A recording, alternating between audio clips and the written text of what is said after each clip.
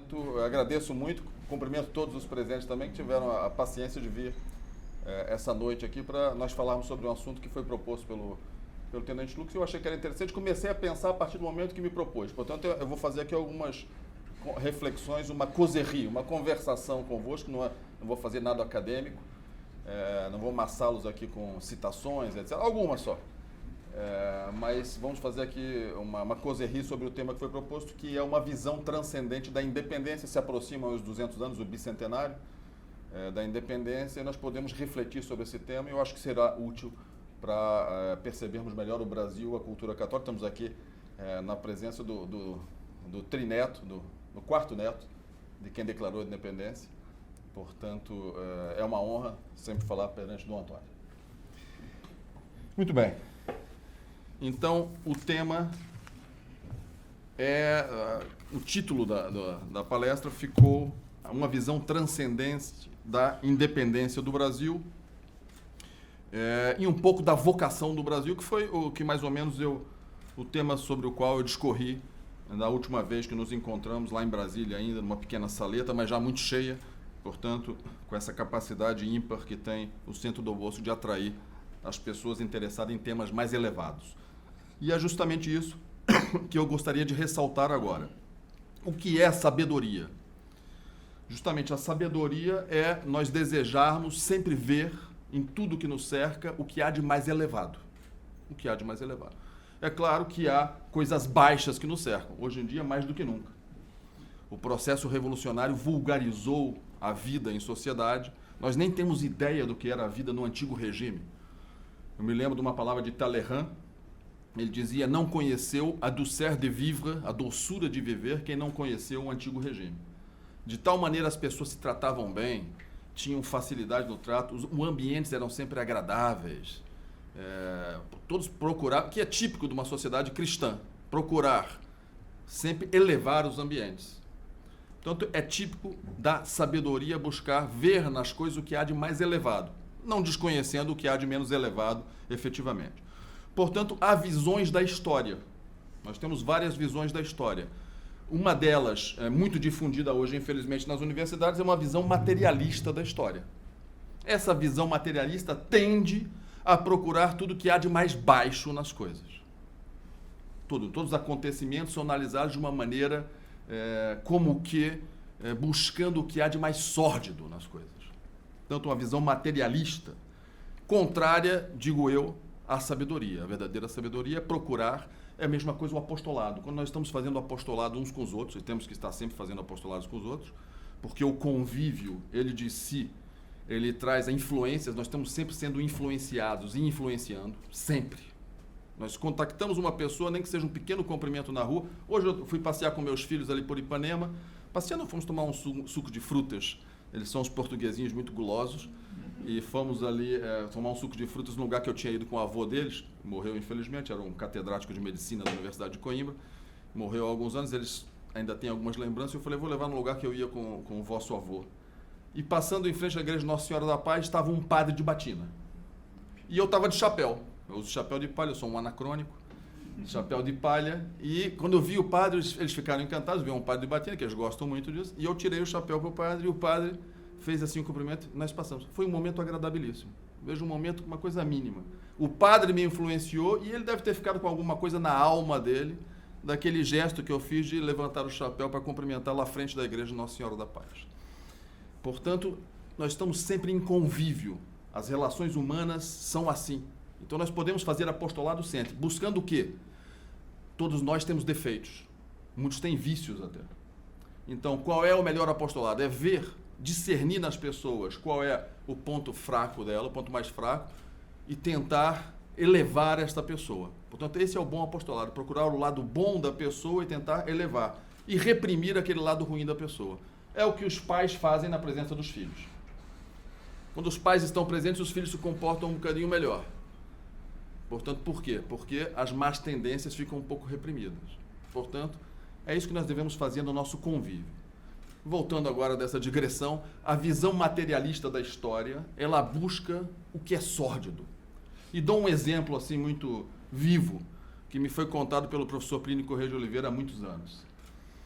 Eles dizem muitas vezes, esse que tem a visão materialista da história, dizem que é preciso ver a realidade das coisas. O que é a realidade das coisas.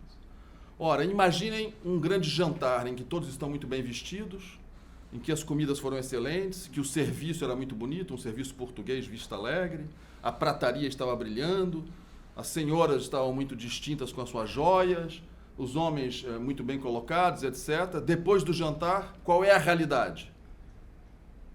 Ora, um materialista ele vai pensar na digestão, vai pensar nos intestinos depois do jantar. Nós não fazemos isso. É uma realidade, mas não é o mais importante. O mais importante é aquele convívio de almas que foi elevado para aquele ambiente elevado. A porcelana fez bem para a alma, a prata fez bem para a alma, as pessoas bem vestidas e procurando ser o mais educadas possíveis fez bem para as almas. Isso é que interessa. Por que interessaria a digestão de cada um, porque comeu lá um pastel de natas ou outra coisa, outro quitute português que lhes fez bem ou mal? Mas vejam, foi o Dr. Plínio que me deu esse exemplo, porque ele sabia do meu interesse pela história. Portanto, o materialismo tem essa tendência.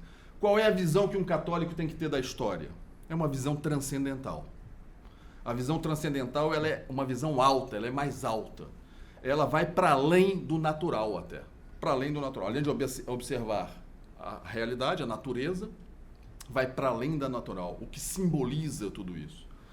Portanto, é muito importante que os católicos tenham uma visão transcendente dos fatos históricos e não uma visão materialista, não analisem do ponto de vista materialista. O Chesterton dizia sobre a liberdade e a análise dos fatos históricos, ele dizia, alguém que não permite a metafísica, e são os materialistas que não permitem a análise metafísica, eles negam a metafísica.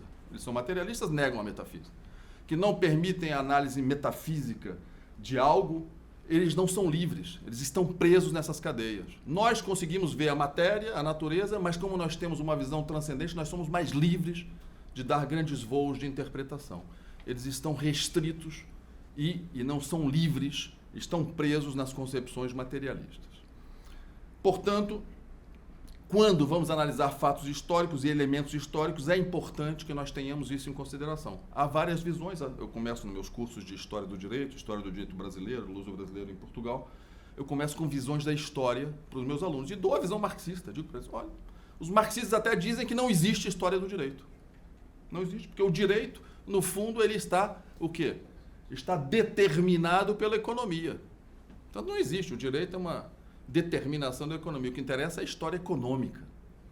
Veja, depois dou as outras visões, até chegar a uma visão mais alta, que dou também para os alunos, que é muito importante, que é a visão teológica da história. Ou seja, é aquela grande pergunta, Deus interfere nos acontecimentos? O que é história? Deus interfere diretamente ou de maneira secundária nos acontecimentos históricos? Uma pergunta que nós devemos fazer. No meu entender, por exemplo, eu considero que a história ela caminha a partir da correspondência que o homem dá à graça de Deus.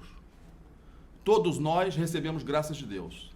Um filho das trevas, que está aí no pior estado, tem uma alma e recebe graças de Deus, porque Deus é tão generoso, que ele, pela caridade, oferece graças magníficas até para filhos das trevas. Ora, a correspondência ou não a essa graça é que vai mover a história. Nas épocas históricas em que houve grande correspondência da graça, se fizeram maravilhas. Por exemplo, na Europa medieval. Basta visitar as catedrais hoje que...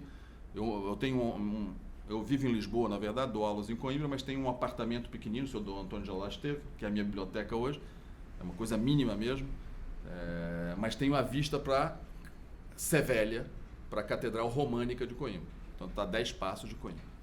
Eu sou tão enlevado com aquelas pedras, já tenho esse apartamento há mais de 25 anos, que uma vez eu cheguei de viagem, uma viagem ainda, quando não existia velocidades estratosféricas nem internet, cheguei de comboio muito tarde, e quando cheguei na Sevélia não tinha ninguém, estava tudo à noite, e fui até a porta da Sevélia e osculei a pedra, de tanto amor que eu tenho por aquela obra dos medievais. Está lá desde o século XII, Dom Afonso Henriques, antepassado de Dom Antônio,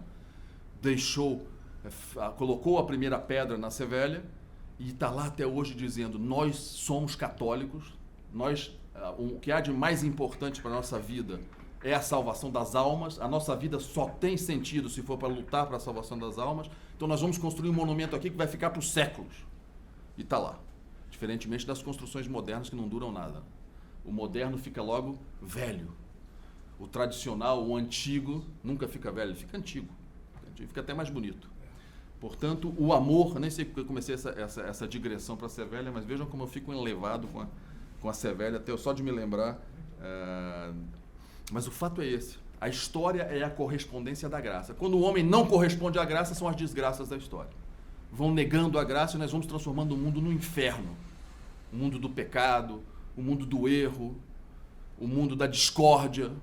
O mundo da discórdia. Porque naturalmente, mesmo numa sociedade, também não existe paraíso aqui na Terra. A Idade Média tinha muitos problemas. Eu não sou nenhum idealista nesse ponto. O pecado original está aí. Aliás, eu tenho pensado, o mundo hoje, estava olhando para a praia, o mar, né? Muitas pessoas, eu lembro meu pai dizia isso. Eu disse que eu vim aqui fazer uma conversa, ainda não falei da independência. Uma vez eu fui ver o mar, meu pai me deu um poema batido à máquina ainda, do Gonçalves Dias, que era um poema sobre o mar. E ele dizia, leia esse poema de frente ao mar, porque as pessoas vão para frente do mar hoje e não olham para o mar, que é uma coisa magnífica. E é verdade. As pessoas vão para o mar para gozar, para a praia para gozar e se sentir...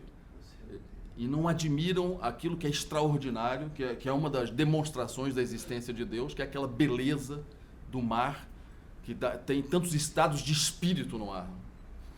E eu estava a pensar, olhando para o mar hoje, eu dizia, será que o pecado original atingiu as pessoas, todas as pessoas, de maneira igual ou de maneira desigual? Uma boa pergunta para a gente fazer, eu não tenho resposta, atenção. Mas é interessante, Deus não é igualitário. Será que o pecado original atinge igualmente a todas as pessoas ou há uma certa desigualdade? Eu tive conversando sobre isso com o Dom Antônio ontem também, mas eu tinha pensado pela manhã quando eu olhava para o mar. Muito bem. Então essa visão da história é a primeira ideia que eu queria dar para falarmos da independência, e vamos chegar lá, da independência do Brasil. Ora, há dentro desse jogo de concepções a ideia do naturalismo, ou seja, da análise natural do que acontece, e uma análise sobrenatural dos acontecimentos. Eu lido muito com isso na minha área, que é a história do direito, e ora, isso os católicos têm que ter muito presente. Por quê? Acabou de falar o Bruno aqui, que acabou de falar de um tribunal aqui no Brasil, que hoje causa muita celeuma, porque muitos princípios do direito estão esquecidos. Eu devo até dizer que eu conheço muitos membros, alguns foram até meus professores, já não estão lá, eu estou tão velho que os que eram professores já saíram. Mas eu conheço alguns membros e falta mesmo ter tido o contato com isso, porque a cultura dentro da universidade já não é uma cultura católica. Como a cultura não é católica e como é da universidade que emana toda a cultura, é de lá que emana a cultura, de várias formas. A gente pode encontrar aqui no meio da rua um lixeiro que nunca esteve na universidade, de repente ele solta uma frase que no fundo tem um fundamento filosófico, porque a cultura tem essa capacidade de expansão brutal, mas ela sai da universidade. Sai da universidade. Na feira, das ideias, que é a imprensa, por exemplo, toda aquela confusão sai da universidade, de concepções que foram adquiridas na universidade. Portanto, tratando do problema do sobrenatural e do natural, na história do direito, que é essa minha área de ação, e os católicos têm ter isso, eu vou fazer muito resumidamente essa concepção. Isso é muito importante para nós percebermos a independência, porque foi um momento de transição nas concepções jurídicas, as concepções de direito. Ora, tradicionalmente, nós temos como princípio para os católicos, um direito católico, o justnaturalismo católico, o direito natural católico, que todo o direito tem que estar de acordo com uma ordem. Ou seja, há uma ordem no universo, que é a ordem natural colocada por Deus, na criação. Nós observamos essa ordem e, pela teoria da participação, nós participamos dessa ordem de que forma? Através de uma ordem jurídica, falando do direito. Então, é uma ordem jurídica. E nós, observando a natureza, percebemos que há essa ordem, portanto, na ordem do ser humano, na ordem da vida social, tem que haver também uma certa sincronia nas relações naturais, mas que são, sobretudo, uma participação da ordem por excelência, da ordem eterna que é Deus. Portanto, todo o direito ele vai emanar de uma lei eterna. O direito natural é uma participação na lei eterna e vai surgir o direito positivo que o homem vai criar. É natural que crie. São Tomás de Aquino diz que é necessário que crie. Ele até discute isso. São Tomás é tão genial que ele dá os argumentos contrários e fala realmente não precisa de lei. E depois ele, não, mas mais é preciso da lei. Por tais motivos. Então, se a lei estiver de acordo com a ordem natural, é perfeito. A lei positiva estiver de acordo com a ordem natural. Se ela não estiver de acordo com a ordem natural, ela não é lei. Santo Tomás diz, é corruptio legis. É a corrupção da lei. E não deve ser seguida. Não precisa ser obedecida, porque ela não é lei. Ela é corrupção da lei. Ela tem que ser, no máximo, em certas situações, Santo Tomás diz, tolerada para não criar um mal maior. Mas, de qualquer forma, não é lei. Portanto, essa concepção tradicional. São Paulo, no fundo, o apóstolo dos gentios, o grande intelectual do cristianismo, se quiserem. Há um livro importante do Jäger, do Werner Jäger, Cristianismo Primitivo e Paideia Grego, que eu recomendo, é um opúsculo, é bem interessante. É um intelectual que não é um problema religioso que ele toca, mas ele apresenta as fontes muito bem. Mostra que São Paulo, efetivamente, sendo o mais intelectual de todos, recebeu muitas graças de conversão, mas era um intelectual, era um doutor da lei, conhecia bem o grego, discursou em grego em Atenas, discutiu com os filósofos, e discutiu bem e até agradou os filósofos. Só que num certo momento ele falou que Nosso Senhor ressuscitou. E se lembram que os filósofos falaram, não, então isso falará outro dia. Os gregos não eram capazes de compreender isso. Vejam como a inteligência também não é tudo. Os gregos eram muito inteligentes, mas não eram capazes de compreender o que há de mais belo, que é a ressurreição de Nosso Senhor Jesus Cristo. Mas São Paulo, então, na carta aos Romanos, ele diz,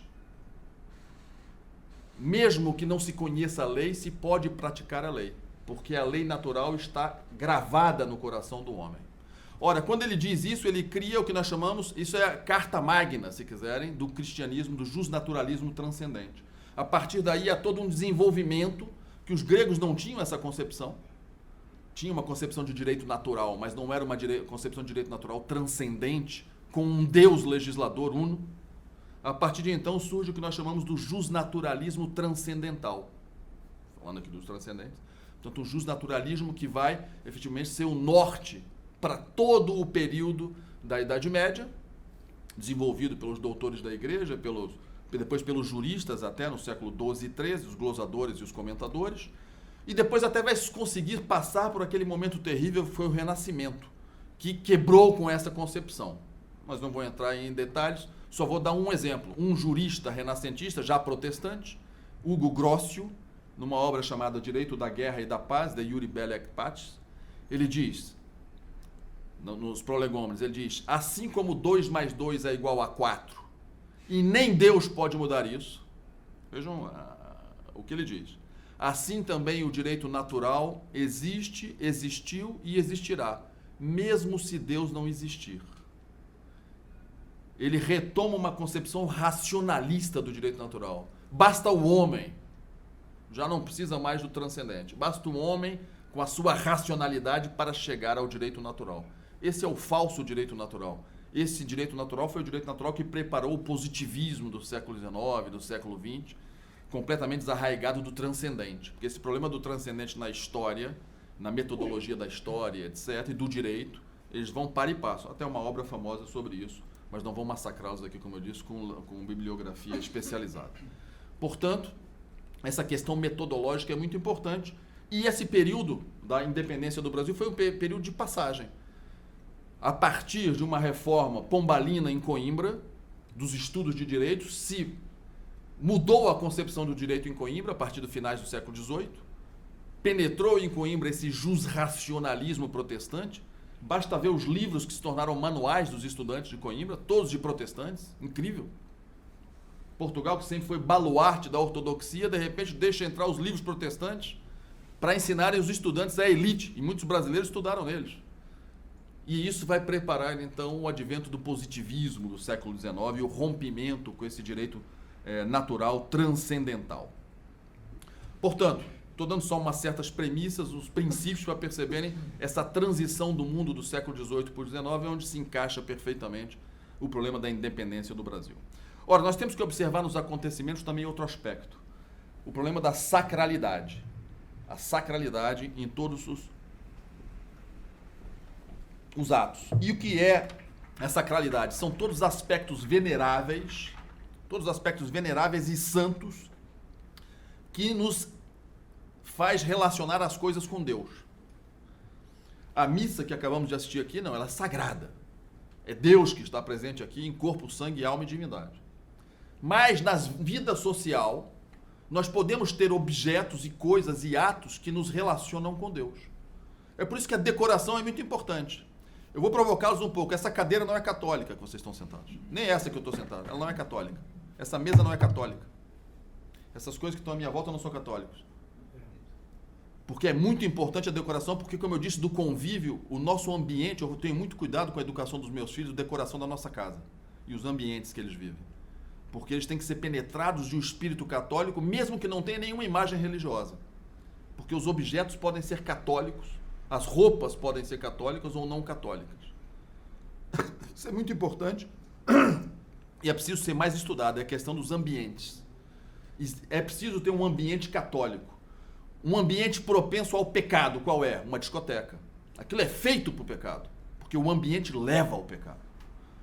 Uma igreja sacral, com tudo que ela... É um ambiente que ali se pratica a virtude, ali pessoas durante séculos, como a minha Sevélia querida, durante séculos, eu sempre lembro quando eu entro ali, pessoas se ajoelharam ali, se humilharam, bateram no peito, adoraram a Deus durante séculos. Aquilo cria um ambiente.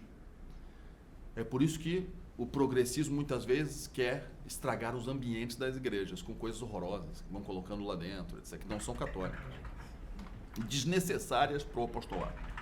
Portanto, nós devemos ver a sacralidade nos atos.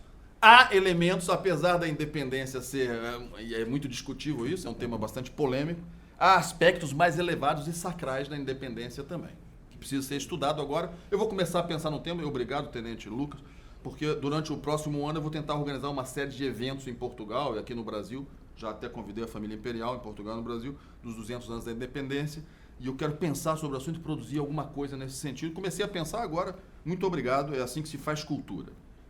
Portanto, a independência se deu há mais ou menos 199 anos, mas 200, vamos calcular aqui números redondos, temos o bicentenário que se aproxima da independência. E é possível analisar a independência pelos seus aspectos sacrais, apesar de haver muitos elementos revolucionários ali, que pode ser discutido na liça acadêmica ou num debate qualquer, que é muito interessante. Mas é importante nós observarmos os lados mais altos. Por quê? Porque os povos têm vocações. A pergunta é, os povos têm vocação? O globalismo acha que não. O globalismo não é tudo a mesma coisa.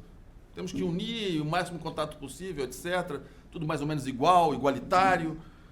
Ora, os povos têm vocação? Uma pergunta que eu deixo. A divina providência chama os povos para alguma coisa, para algum grande ato? É uma outra pergunta que eu faço. E agora eu vou me citar a mim mesmo, lendo aqui, isso aqui é uma série de conferências que eu trouxe, um livro, a terceira edição do meu livro, já acrescentei algumas conferências, essas conferências que eu vou fazendo mais leves do que um trabalho acadêmico, e eu acho interessante oferecer isso. E tem aqui uma passagem que eu gostaria de ler sobre a vocação dos povos, que eu gosto muito, que faz pensar. E um bom professor de Coimbra é conhecido como lente, porque ele lê. As aulas eram lidas, deviam ser maçadoras como o quê, né? Mas eles liam, são os lentes. Depois se fazia o método escolástico, aí era menos maçador. Muito bem. Pensar na vocação dos povos, numa época marcada pela tentativa feroz de diluir todas as formas de diferenças num caldeirão global, um tanto ou quanto amorfo, é de si mesmo uma ousadia. O nosso tema apresenta uma faceta, e o tema aqui é a vocação dos povos, apresenta uma faceta importante da realidade, vinculada à tradição do pensamento ocidental. Importa afirmar que, para os seres racionais, a existência da ordem faz nascer a sociedade. A procura de um fim comum é a unidade que ordena a sociedade. Imaginem se a nossa sociedade tivesse como fim comum a salvação da alma de todos os brasileiros. Nós teríamos verdadeira unidade. Porque o verdadeiro bem é a salvação das almas. Estávamos a falar agora há pouco da princesa Isabel, que, não sabe, mas não interessa, não é Vera Benetrovato, pode ter oferecido um terreno para a primeira escola dos salesianos em Niterói. E tinha um contato com São João Bosco. Olha que beleza, preocupação com a alma. Uma antepassada de Dom Antônio, não me canso de ver em Lisboa, na igreja de Santo Antônio em Lisboa, por trás, quando for em Lisboa, antes da Sé, a igreja onde nasceu Santo Antônio, tem uma placa que Dona Maria I conseguiu do Papa Pio VI, indulgência plenária para todos os dias do ano, todos os dias do ano, para quem for à igreja de Santo Antônio e fizer certas orações. Uma rainha conseguiu isso, era o que ela queria para o povo dela. Indulgência plenária só vai para o inferno em Portugal quem quer. De vez em quando meus filhos são muito pitorescos, eles dizem, pai, vamos conseguir as indulgências plenárias, vamos lavar a alma. E vamos lá, vamos fazer um passeio no Santo Antônio, rezamos, tal, depois confessamos, comungamos, recebemos e saímos com a alma limpa. Olha, isso foi uma rainha que conseguiu. Essa é a grande preocupação, essa é a unidade. Esta colaboração leva a uma dependência inegável dos membros do corpo social. Nós dependemos uns dos outros. Nesta colaboração tem de haver entre os membros uma troca de influências. O que um membro lucra no jogo de influências acaba por ser também lucro para a sociedade. Claro, se nós nos aperfeiçoamos num contato um com o outro, eu digo para meus alunos, às vezes eu passo no corredor da faculdade e eu sobo conversas tolas. E eu vou para a sala e digo, olha, se vocês tivessem aproveitado esse intervalo para falar coisas interessantes, teriam ganho tanto. Perdem tempo em falar de bagatelas. Também há uma arte de pegar na bagatela e elevá-la, que é preciso desenvolver. Mas depois de um certo tempo, quando se desenvolve, isso fica fácil, elevar os temas. O que um membro lucra no jogo de influências acaba por ser também lucro para a sociedade. Da mesma forma, o que é perdido acaba por fazer perder o corpo social. Não há membro que não possa colaborar com os outros para alcançar o fim comum. Para perceber algo da vocação dos povos, é preciso considerar esse constante jogo de influências. Claro está, contudo, que esse jogo de influências não é igualitário. Sabemos que a sociedade sempre foi composta de toda a espécie de desigualdades. Iguais por natureza, origem e fim, os homens são desiguais em todo o resto. Desiguais na força física e nas faculdades intelectuais, nas inclinações e energias morais. Logo, são desiguais na capacidade de agir sobre os outros. Há pessoas que são líderes, né? Conseguem fazer um apostolado e os líderes fazem isso naturalmente. Logo, são desiguais na capacidade de agir sobre os outros. Assim, as influências são uma constante entre os membros da sociedade. Há, porém, alguns que possuem força anímica para influenciar a sociedade inteira. Esses privilegiados, no inefável jogo de influências da vida, são em número muito menor, constituindo, pois, as elites. Essa sublime vocação acarreta deveres e responsabilidades. Os outros, em número bastante maior, embora conservem a sua liberdade, seguem, em geral, o movimento das inteligências mais poderosas. Quando se deixam levar pelo bem, têm menos mérito do que aqueles que lhes imprimiram um impulso para o bem, mas também serão menos culpados quando se deixarem levar para o mal. Influências mútuas e desigualdade das influências. Eis uma via para se tentar compreender a história e, em especial, a vocação dos povos. Tentaremos, pois... Bom, isso aqui já era sobre essa conferência. Portanto, quem fez a independência foi uma elite. Foi uma elite que conseguiu levar o Brasil para aquele momento. É preciso levar isso em consideração, tudo na história se dá mais ou menos assim. E o Brasil tem uma vocação? Eu agora me permito citar o chefe da Casa Imperial, o senhor Dom Luiz, que, numa pequena passagem, afirma o seguinte. Começo de citação. Se analisarmos as origens psicológicas e morais de nossa pátria, vemos que de Portugal herdamos a bondade, falávamos disso agora há pouco, a valentia e um certo senso prático que não descola da realidade. Dos negros recebemos uma apetência para o colorido, o maravilhoso. Dos índios, a esperteza. E é verdade, o brasileiro é intuitivo, às vezes ele pega, eu vejo lá, estou dando aula, temos muitos alunos brasileiros e portugueses, os brasileiros apanham no ar aqui, tá, percebem, tá, pela intuição. depois descuidam um pouco do estudo. E os europeus não, são mais reídos no estudo. Os exames, depois os resultados não são tão bons. Se o brasileiro começar a estudar seriamente, e aí por isso eu louvo muito o vosso trabalho, pode fazer coisas extraordinárias. Porque tem essa esperteza, essa intuição. O resultado, disse o Dom Luiz, um espírito brasileiro extremamente variegado, sutil, com facilidade para fazer correlações entre as coisas e grande senso do universal. E mais adiante diz o senhor Dom Luiz, nosso povo recebeu de Deus um território de dimensões continentais. Herdamos recursos, não só no campo agrícola, mas também de natureza mineral, praticamente inesgotáveis. Temos, sobretudo, qualidades de alma imensas. Dentre elas, a facilidade em admirar valores dos outros povos, compreendê-los e, com isso, ajudá-los na solução dos seus problemas. O que significa isso para o futuro?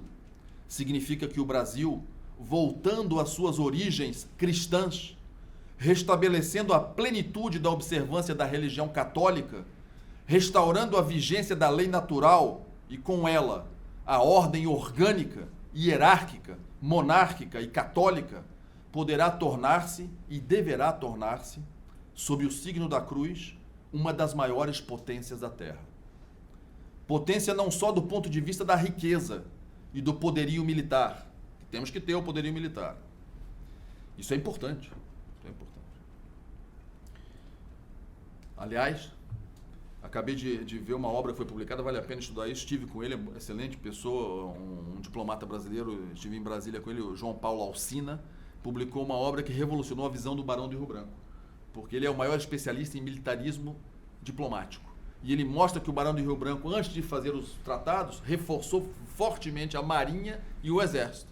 Depois, como é evidente, é muito mais fácil fazer uma negociação.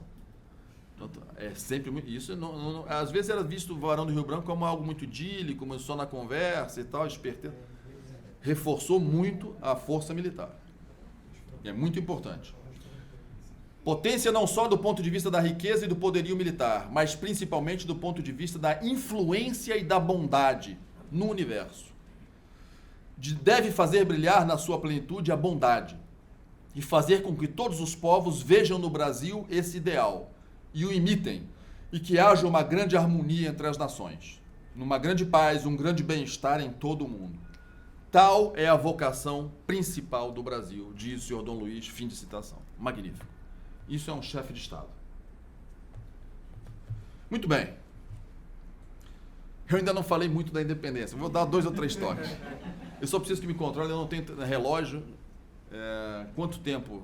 Que horas são mais ou menos agora? Eu não gosto de me exceder, eu não gosto de falar mais de 40 minutos. E começou às 8. 33 minutos. 33, então eu falo mais 12.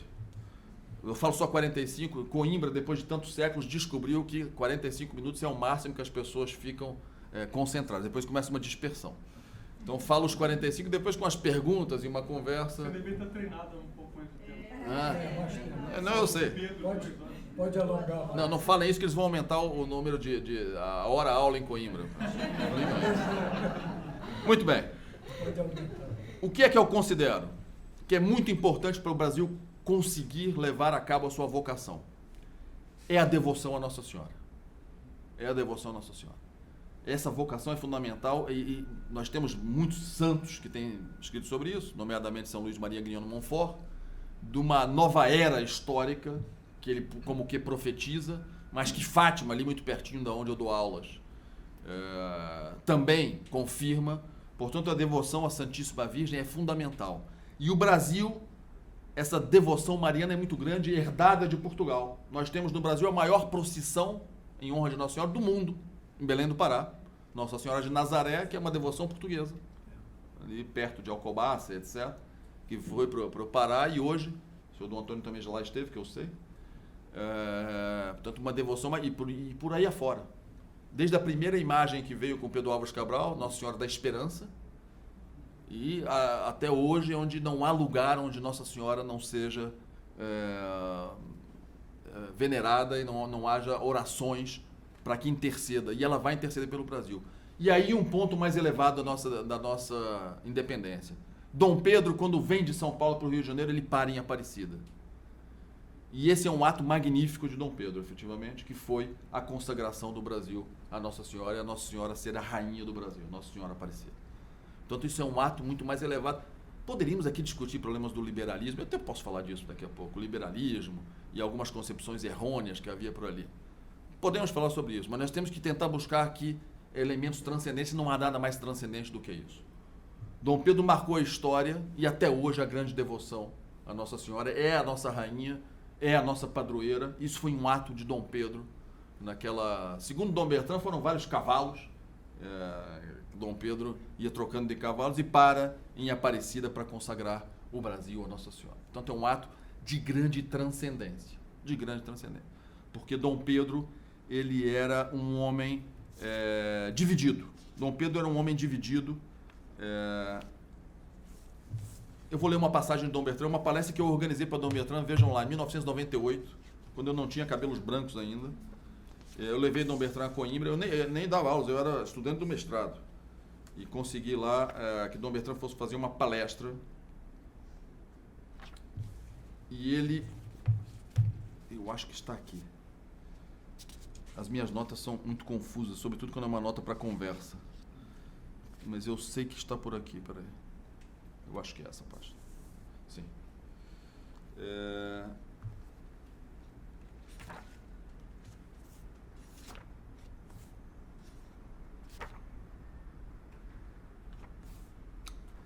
Não vou encontrar agora. As páginas não estão aqui. Mas está no meu livro, tenho certeza que está por aí. Algures, como dizem em Portugal. Mas Dom Bertrand fala da alma. Vamos dizer o que eu lembro do que ele diz. Nessa conferência em Coimbra, em 1998, 200 anos do nascimento de Dom Pedro. Dom Pedro I. Em Coimbra, nós fizemos essa conferência na Faculdade de Letras. E Dom Bertrand diz que Dom Pedro tinha a alma, uma análise do descendente, tinha uma alma dividida. Em alguns lados ele tinha toda aquela tradição da monarquia portuguesa heróica, descendente de Dom Afonso Henrique, estava tudo isso no sangue dele fervilhando, de homens e guerreiros que lutaram pela cristandade. Por outro, ele já tinha algumas influências do liberalismo. Então a alma dele era uma alma dividida. E é isso que Dom Bertrand diz em algumas páginas que estarão aí. Portanto, é uma visão bastante interessante de um descendente. Dom Pedro, o senhor Dom Antônio depois pode dar a opinião do seu antepassado. Mas acerca de... Mas eu achei muito interessante porque ele analisa animicamente Dom Pedro. Portanto, esta passagem, esta questão de Dom Pedro de ter consagrado o Brasil a Nossa Senhora é algo de realmente fundamental para nós compreendermos esse momento da independência. Foi muito importante. Ora, e há várias figuras, porque a história é feita dentro daquele conceito de alguns homens que conseguem levar as multidões. Nós temos, por exemplo, Dom João VI, antepassado também, que vem aqui para o Brasil e começa a independência do Brasil, quando em 1815 eleva o Brasil a reino. Portanto, surge o Reino Unido de Portugal, Brasil e Algarve. Gesto, aliás, muito inteligente. Por quê? Porque ele percebeu que o Brasil, com essas dimensões imperiais, num certo momento era impossível governar de Portugal. É como a Inglaterra, que tem o Canadá. Só que o Canadá é quase só gelo. Mas tem o Canadá. O chefe de Estado do Canadá é a rainha da Inglaterra. Mas se governa o Canadá, no Canadá, com o seu parlamento, etc. Então, essa ideia do Reino Unido é uma ideia magnífica. Pena ter durado tão pouco, durou só 7 anos. Mas foi aqui, justamente no Rio de Janeiro, que Dom João VI foi coroado como rei. Aliás, Dona Maria foi durante 2 meses. Ela morre em março de 16. Portanto, 4 meses, ela foi a primeira rainha. Eu tive outro dia no Instituto Histórico e Geográfico, em umas conferências, tentado todos os chefes de Estado, começa com Dom João VI. Dom Antônio esteve lá também e eu provoquei um pouco o presidente do Instituto. Falei, olha, está a faltar aqui. Isso aqui é um Instituto de História. Então, a Dona Maria, ela foi 3 meses rainha do Reino Unido de Portugal, Brasil e Algarve. Até morrer de iure não era de fato, mas era de iure. Portanto, nós temos aí Dom João como um dos artífices, uma figura importante da independência com essa criação. Surge Dom Pedro em seguida, que vai fazer a independência efetivamente. Antes disso, em 1817, ele faz um casamento dinástico muito bem feito. Casa com uma princesa Habsburgo, portanto a casa mais católica da Europa. A casa mais católica da Europa.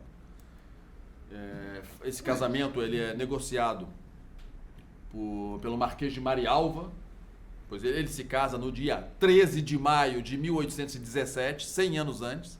O casamento se dá em Viena da Áustria, 100 anos antes das aparições de Nossa Senhora. Exatamente 100 anos, dia dos anos de Dom João VI. Mas o casamento se dá por procuração em Viena no dia 13 de maio de 1817. Portanto, um casamento dinástico bastante importante. E é uma figura bastante importante, Dona Leopoldina. Eu tenho aqui uma conferência sobre Dona Leopoldina, essa sim está marcada aqui nas minhas anotações, que eu não gostaria de deixar de ler, porque também é uma personagem importantíssima. E eu considero, senhor Dom Antônio, se me permite fazer dar uma opinião sobre a sua antepassada, eu intitulo isso Arquiduquesa Contra-Revolucionária. O casamento, nesta breve comunicação, importa dar relevo a alguns aspectos da vida da Arquiduquesa Leopoldina. Desde criança, ela nutria um sentimento antinapoleônico, isso já é muito bom. Já aos 12 anos, em carta ao seu pai, o imperador Francisco II, expressava alegria pelas vitórias contra o corso em Asper e Essling. Assim se exprimia, palavras dela com 12 anos. Permita-me, caro papai, que lhe dê os parabéns pela vitória, além de garantir que peço a Deus diariamente para que ele continue a abençoar as suas armas. 12 anos. Não há nenhum tipo aqui de sentimentalismo, abençoar as armas do Império contra Napoleão. O casamento da sua irmã com Napoleão, em 1810, foi um golpe terrível. Sobretudo pela ligação de profundo afeto que mantinha com a arquiduquesa Maria Luísa. A correspondência entre as irmãs revela muito da personalidade da futura imperatriz do Brasil. Nesse mesmo ano, Dona Leopoldina foi recebida na ordem, olha que beleza de ordem, na Ordem da Cruz Estrelada.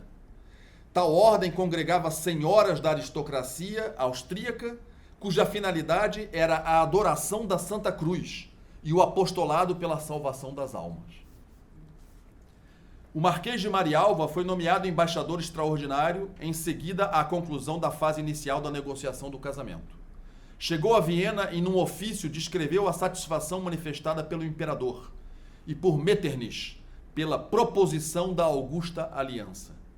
No mesmo ofício, relata a ocasião em que conheceu a arquiduquesa, durante um banquete, realçando que em sua presença, diz ele, resplandece soberania a par da mais rara bondade. Noutro ofício, Marialva relata a primeira visita que fez à arquiduquesa nos seguintes termos, cito: Sua Alteza Imperial, depois de me haver saudado com aquela afabilidade e modéstia que a caracterizam, afirmou o quanto apreciava um enlace que a divina providência lhe destinara. Vejam que é uma visão transcendente. Não é o sentimentalismo do casamento por amor. É uma visão transcendente. A divina providência levou para aquele enlace. Leopoldina avançou rapidamente nos conhecimentos da língua portuguesa e da história luso-brasileira.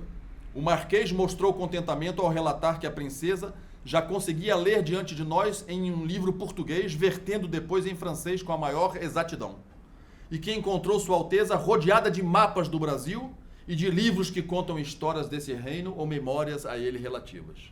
Ao se preparar para vir. Marialva seguiu a tradição das uniões anteriores entre as duas casas. Foi então assinado o tratado matrimonial. Eis o parágrafo inicial do tratado.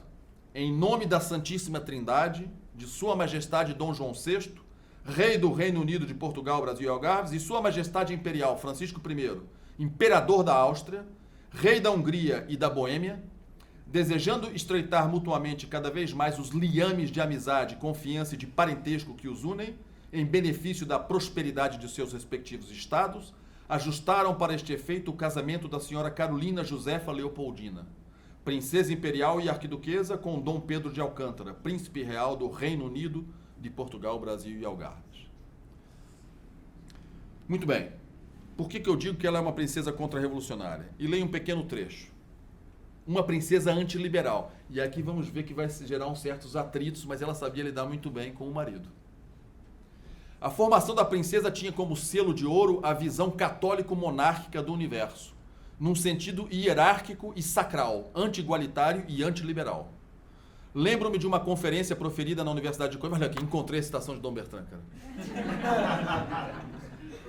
Minha memória. Lembro-me de uma conferência proferida na Universidade de Coimbra no ano de 98, quando se celebraram os 200 anos do nascimento de Dom Pedro. O conferencista, descendente do imperador e da imperatriz, que hoje nos honra com a sua presença, estava nessa palestra que eu fiz em Viseu, descreveu o príncipe Dom Pedro como um homem dividido, ainda muito marcado pela tradição do antigo regime, mas um tanto enleado pelo prurido das novidades liberais. Passo a citar, dizia Dom Bertrand, Dom Pedro tinha como que uma sobreposição de personalidades. Tinha aspectos heróicos, aspectos gloriosos, aspectos cavalheirescos, mas ao mesmo tempo era extremamente liberal. Ele era ao mesmo tempo a personificação do rei cavaleiro, heróico em combate, fazendo questão de estar na primeira linha do campo de batalha, onde deveriam estar os bons reis. Mas por outro lado era ideologicamente liberal. Aí já vem uma contradição. E mais adiante, disse o Dom Bertrand, voltando aos atavismos de Dom Pedro, o que estava no seu sangue, o seu modo de ser, estava exatamente na perspectiva dos reis de Portugal, destes grandes heróis da nacionalidade portuguesa, de um Afonso Henriques, de um Dom Dinis, de um Dom Manuel. Tudo isso fervia no seu sangue. De outro lado, estavam todas as concepções, toda a influência e todo o pensamento do liberalismo da época. Aqui está o profundo choque existente na personalidade de Dom Pedro. São duas concepções de vida. Uma, daquela que vive em função da sua fé, daquele que não consegue pensar fazendo abstração de Deus, daquele que tem consciência de ser uma criatura de Deus e que todos e cada um tem uma missão única e exclusiva no plano de Deus. E outra, as concepções liberais, positivistas, igualitárias, ateias, que tendem a ver e a planejar a vida como se Deus não existisse. Fim de citação. Lembra-me esta interpretação feita há quase 2 décadas, há mais de 2 décadas no caso agora, pois ao ler algumas cartas da arquiduquesa encontrei a mesma percepção dela do marido. Sendo fidelíssima às promessas do matrimônio, durante mais de 1 década mostrou-se incansável nos desvelos e dedicação a Dom Pedro. A delicadeza das suas palavras nas epístolas a que tive acesso impressiona. Fruto de uma espécie de destilação das grandes virtudes que a nobreza soube praticar ao longo dos séculos. A leitura das missivas é verdadeiramente edificante. A delicadeza de sentimentos de que nos fala Pio XII nas suas famosas alocuções ao patriciado romano perfuma as cartas da princesa. Ao mesmo tempo, suas observações são muito agudas, manifestando um verdadeiro discernimento das realidades. Possuindo um legítimo critério contra-revolucionário, sabia discernir na alma do seu marido as tendências tradicionais e, por outro lado, os pendores e inclinações pelas novidades liberais. Fazer o bem e evitar o mal era a sua forma de agir, o que corresponde à mais ortodoxa noção de apostolado católico. Estimular as virtudes e coibir os defeitos parece ter sido a divisa para todas as suas ações. Já nos trópicos, consagrou muitas das suas horas de estudo à música, sabendo o quanto seu marido apreciava a poesia dos sons. Dona Leopoldina talvez tenha sido a inspiração das belas peças compostas por Dom Pedro, dentre elas 2 missas solenes, recentemente editadas e gravadas no Brasil. Um aspecto da alma de Dom Pedro grandioso. Era um bom músico e fez 2 missas. Numa carta à sua irmã, podemos ler: tenho me ocupado muito com a música, pela qual meu marido é apaixonado. Tudo para ele acontece com intensidade, pois é muito cheio de vida. Compor é o que mais lhe agrada fazer. Fim de citação. Noutra carta: durante o dia estou sempre ocupada a escrever, ler e tocar música. Como meu marido toca muito bem todos os instrumentos, eu costumo acompanhá-lo no piano e desta forma tenho a satisfação de estar sempre perto da pessoa querida. Fim de citação. Numa carta ao imperador, seu pai, datada de março de 1821, refere o envio de uma missa solene composta por Neumann, discípulo de Haydn, e avisa, diz ela: meu marido, que também é compositor, envia-lhe uma missa solene, uma sinfonia e um Te Deum de autoria própria. Vejam o que saía da alma de Dom Pedro. Sobre as posições contra-revolucionárias de Dona Leopoldina, há um sem número de documentos. Refiro 2. Uma carta dirigida ao seu pai, escrita em dezembro de 1820, e as suas resoluções, redigidas em francês no ano de 1817. Escreveu a Francisco I quando as ideias liberais se alastravam pelo Brasil. O feio fantasma do espírito liberal, bonito isso, não? O feio fantasma do espírito liberal, dominou completamente a alma do meu marido. Ela conhecia perfeitamente o marido. O bom e excelente rei, Dom João VI, está totalmente imbuído dos antigos e bons princípios, e eu também, pois me foram inculcados na mais tenra infância, e eu mesma amo somente a obediência à pátria, ao soberano e à religião. Fim de citação. As resoluções dela iniciam-se com um versículo de São Mateus. Lembrai-vos que tendes um Deus a glorificar, Jesus a imitar e a vossa alma a salvar. O texto registra 16 regras de fervorosa prática católica. Menciona algumas. Diz a imperatriz: pequenas mortificações, proibir-me algum prato na refeição ou esquivar-me de algum divertimento. Vejam só que alma delicada, né? Que alma delicada. Uma princesa que tinha tudo. O recato: longe de mim o vestido escandaloso, o luxo nocivo, o enfeite indecente. Retidão: considerarei sempre a mentira como obra-prima do demônio e como uma peste da sociedade. Caridade: farei esmolas tanto quanto possível para auxiliar os mais desgraçados. Fidelidade: guardarei inviolavelmente a fidelidade devida ao meu marido. A fidelidade da arquiduquesa à religião, ao marido e ao rei foi exímia. A leitura das suas cartas revela um florilégio de belezas, de uma sociedade hierárquica e sacral, em que os aspectos transcendentes da vida despontam limpidamente. Católica enquanto monárquica e monárquica enquanto católica. Este poderia ser o lema da arquiduquesa contra-revolucionária. Portanto, eu queria dar essa visão, me alarguei um pouquinho na Princesa Leopoldina, porque ela é esquecida, foi ela que assinou o ato do Conselho aqui no Rio de Janeiro, que fez a independência. Dom Pedro faz o gesto à beira do Ipiranga, como sabem. Gostaria de deixar esses 3 perfis muito rapidamente. E poderia terminar como ia terminar aqui, tratando um pouco de ideias jurídico-políticas, mas não vou fazê-lo para não massacrá-los. Podemos falar aqui numa conversa após isso, deixo esse ponto. Eu quero terminar como eu pretendia, afirmando que eu tenho convicção profunda que o Brasil tem uma vocação. Tenho convicção profunda que nesse momento os brasileiros estão recebendo muitas graças da providência e que muitos estão correspondendo a essas graças. E é por isso que os filhos das trevas estão reagindo como estão reagindo.